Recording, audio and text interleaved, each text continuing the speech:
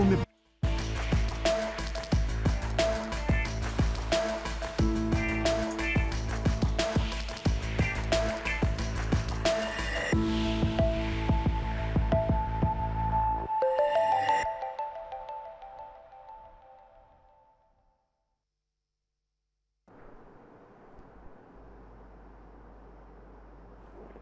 नमस्कार, आप देख रहे हैं डीए न्यूज प्लस का खास कार्यक्रम चर्चा है और बहुत सारी चर्चाएं लेकर मैं हाजिर हूं आपके सामने शकील साजिद।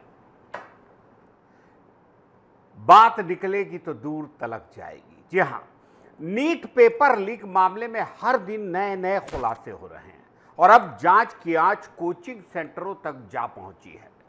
महाराष्ट्र के लातूर से सीबीआई ने नीट यूजी पेपर लीक मामले में एक और बड़ी कार्रवाई की है।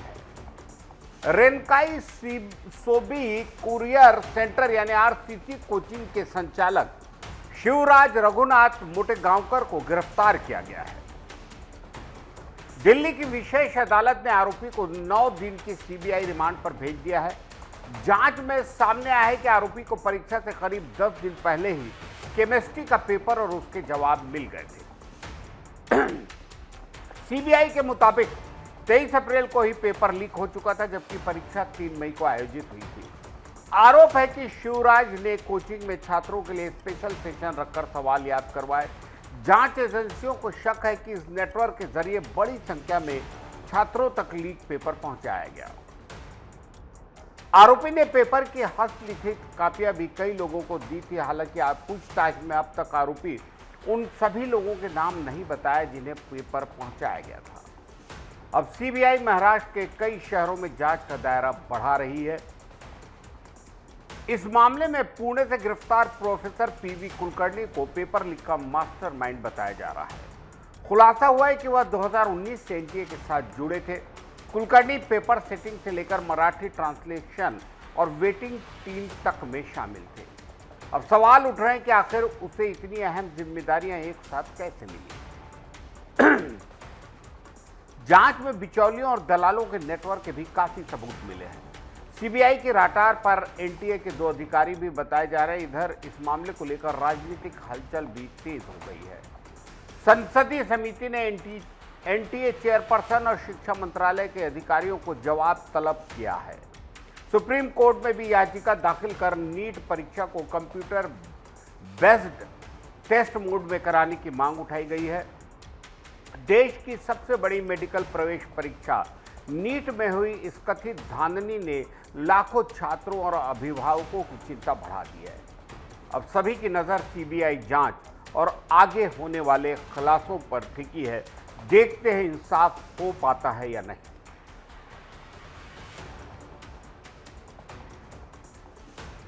त्याग की अपील के बाद एक बार फिर महंगाई का झटका। देश भर में पेट्रोल और डीजल की कीमतों में बढ़ोतरी ने आम आदमी की चिंता बढ़ा दी है। देश में पेट्रोल और डीजल के दाम एक बार फिर बढ़ गए हैं। तेल कंपनियों ने पेट्रोल की कीमत में 87 पैसे प्रति लीटर और डीजल में 91 पैसे प्रति लीटर की फिर से बढ़ोतरी की है।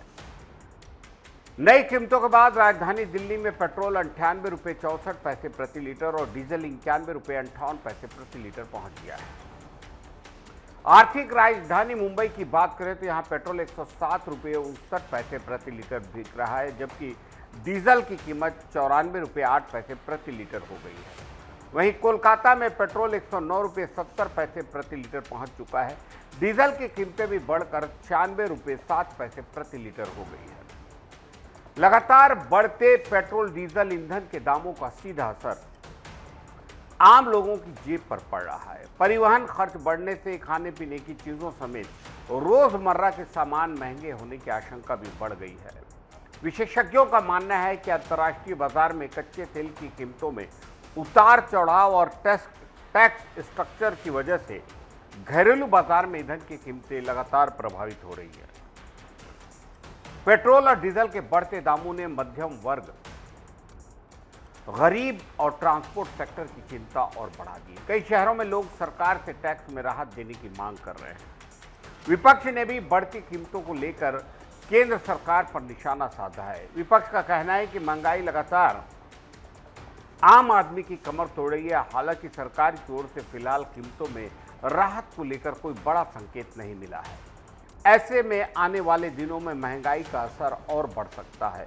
फिलहाल पेट्रोल डीजल की बढ़ती कीमतों ने आम लोगों के बजट को बिगाड़ दिया है। सबकी नज़र इस बात पर है कि सरकार राहत देती है या नहीं। बस्तर में बदलाव की बयार देखने को मिल रही है। केंद्रीय गृह मंत्री अमित शाह ने गांव पहुंचकर सीधे ग्रामीणों से विकास का हाल जाना। केंद्रीय गृह सहकारिता मंत्री अमित शाह सोमवार को छत्तीसगढ़ के बस्तर जिले के नेतानार गांव पहुंचे, जहां उन्होंने सीआरपी कैंप में बने शहीद वीर गुंडाधर सेवा डेरा यानी जन सुविधा केंद्र का उद्घाटन किया। दौरे के दौरान अमित शाह ने गांव में चल रहे सिलाई प्रशिक्षण केंद्र, धान डेकी केंद्र और इमली प्रसंस्करण केंद्र का भी निरीक्षण किया।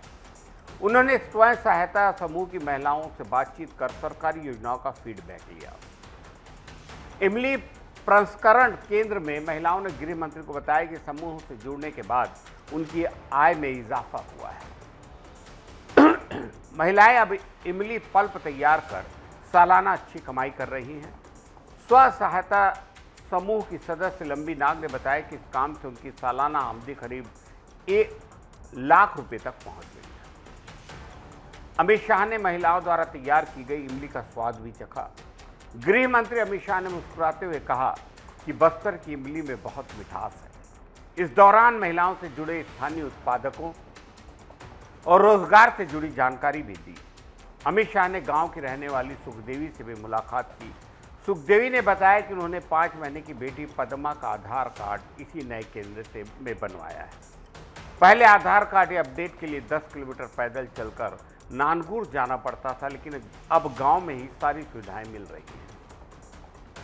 इस जन सुविधा केंद्र में अब Aadhaar update, KYC, mobile number update करना, ई आधार, जन प्रमाण पत्र, आय और जाति प्रमाण जैसी सुविधाएं एक जगह उपलब्ध है।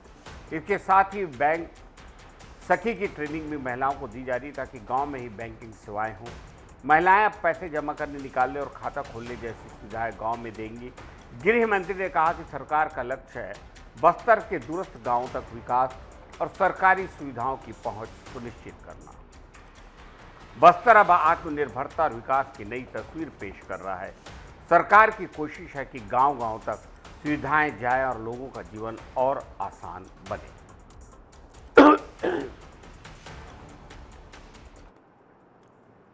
एक और परीक्षा केंद्र में नियमों के खुलेआम धज्जियां। बलौदाबाजार जिले के कसडोल से सामने आया नकल का बड़ा मामला। छत्तीसगढ़ के बलौदाबाजार जिले के कसडोल स्थित पीएम श्री आत्मानंद विद्यालय में 10वीं ओपन बोर्ड परीक्षा के दौरान कथित तौर पर खुलेआम नकल कराए जाने का मामला सामने आया है। इस घटना का सीसीटीवी फुटेज सोशल मीडिया पर तेजी से वायरल हो रहा है, जिसके बाद शिक्षा विभाग में हड़कंप मच गया है। वायरल वीडियो में परीक्षा कक्ष के भीतर संदिग्ध गतिविधियां दिखाई दे रही हैं। आरोप है कि परीक्षा के दौरान छात्रों को उत्तर उपलब्ध कराए गए और नियमों की खुलेआम अनदेखी। सूत्रों के मुताबिक परीक्षा केंद्र में उत्तर पुस्तिका की फोटोकॉपी कर छात्रों तक पहुंचाने जैसी गंभीर अनियमितताओं के आरोप लग रहे हैं। वीडियो संबंधित विद्यालय का ही बताया जा रहा है, लेकिन अब तक स्कूल प्रबंधन या शिक्षा विभाग की ओर से कोई आधिकारिक बयान जारी नहीं हुआ है। वायरल फुटेज मार्च 2026 का बताया जा रहा है। वीडियो सामने आने के बाद परीक्षा व्यवस्था और निगरानी सिस्टम पर सवाल खड़े हो गए हैं। इस मामले में शिक्षा विभाग के सहायक संचालक के एस मरावी ने कहा कि मीडिया के माध्यम से उन्हें मामले की जानकारी मिली है और जल्द जांच होगी। उन्होंने कहा कि जांच पूरी होने के बाद दोषियों के खिलाफ कार्रवाई होगी। फिलहाल विभाग पूरे मामले की गंभीरता से जांच की बात कह रहा है।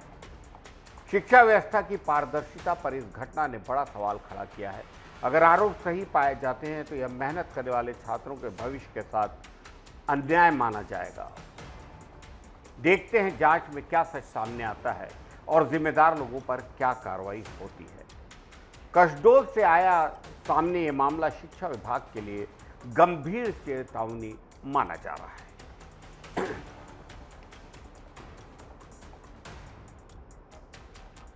अपनी दमदार एक्टिंग और संघर्ष भरे सफर से बॉलीवुड में अलग पहचान बनाने वाले अभिनेता नवाजुद्दीन सिद्दीकी आज अपना जन्मदिन मना रहे हैं। 19 मई 1974 को जन्मे नवाजुद्दीन आज 52 साल के हो गए हैं। उत्तर प्रदेश के मुजफ्फरनगर जिले के बुढ़ाना में जन्मे नवाजुद्दीन सिद्दीकी का सफर संघर्ष और मेहनत की मिसाल है। किसान परिवार से आने वाले नवाजुद्दीन ने शुरुआती दिनों में चौकीदार और केमिस्ट की नौकरी तक की, लेकिन उनके भीतर अभिनेता बनने का सपना हमेशा जिंदा रहा। मुंबई पहुंचने के बाद लंबे वक्त तक छोटे छोटे रोल मिले। कई फिल्मों में वे कुछ सेकंड के लिए नजर आए। खासतौर पे आमिर खान के सरफरोश में तो बहुत छोटा सा चोर का एक रोल उन्होंने किया था, लेकिन उन्होंने कभी हार नहीं मानी। संघर्ष के दिनों में नवाजुद्दीन दोस्तों के साथ छोटे कमरे में रहते और ऑडिशन के लिए घंटों इंतजार रहते। कई बार उनके पास खाने तक के पैसे नहीं थे। फिल्म गैंग ऑफ वासेपुर ने उनकी जिंदगी बदल दी। फैजल खान के किरदार ने उन्हें बॉलीवुड में शानदार पहचान दिलाई। इसके बाद the lunch box, kick, Badlapur, Bajrangi भाईजान और मंटो जैसी फिल्मों में उनके अभिनय को खूब सराहा गया। वेब सीरीज सीक्रेट गेम्स में गणेश गायतोंडे का किरदार निभाकर नवाजुद्दीन ने ओटीटी की दुनिया में भी बड़ी पहचान बनाई। बहुत कम लोग जानते हैं कि नवाजुद्दीन ने संघर्ष के दिनों में दिल्ली में वॉचमैन की नौकरी की। वहीं से उन्होंने लोगों को करीब से समझा और यही अनुभव बाद में उनकी एक्टिंग में दिखा। नवाजुद्दीन कहते हैं कि कामयाबी रातों रात नहीं मिलती, इसके पीछे वर्षों की मेहनत और धीरज होता है। 52 साल की उम्र में भी नवाजुद्दीन सिद्दीकी अपने अभिनय से दर्शकों का दिल जीत रहे हैं और नई पीढ़ी के कलाकारों के लिए प्रेरणा बने हैं। एक छोटे से गांव से आने वाले नवाजुद्दीन को जन्मदिन पर बहुत सारी शुभकामनाएं, बहुत सारी दुआएं DA न्यूज़ प्लस को।